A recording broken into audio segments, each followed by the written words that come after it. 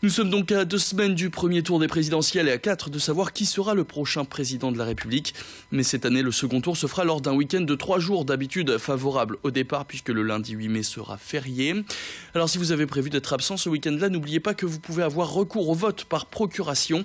Alors comment ça marche? Il faut vous rendre au commissariat de police, à la gendarmerie ou au tribunal avec les documents qui suivent. Un formulaire que vous trouvez sur Internet, une attestation sur l'honneur et une pièce d'identité.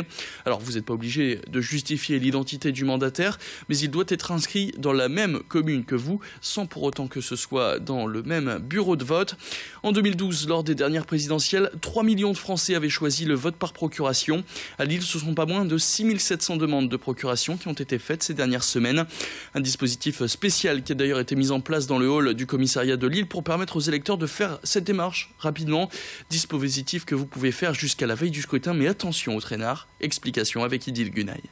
Le vote par procuration est possible jusqu'au dernier moment. On peut venir jusqu'au dernier moment. Ceci dit, il faut tenir compte des délais d'acheminement postaux, puisque la procuration étant établie ici, une fois qu'elle est signée, nous devons de l'envoyer à la mairie compétente. Donc le risque, si on vient trop tard, c'est que la mairie n'ait pas reçu la procuration pour le jour du vote. On ne peut pas délivrer une procuration de vote par correspondance.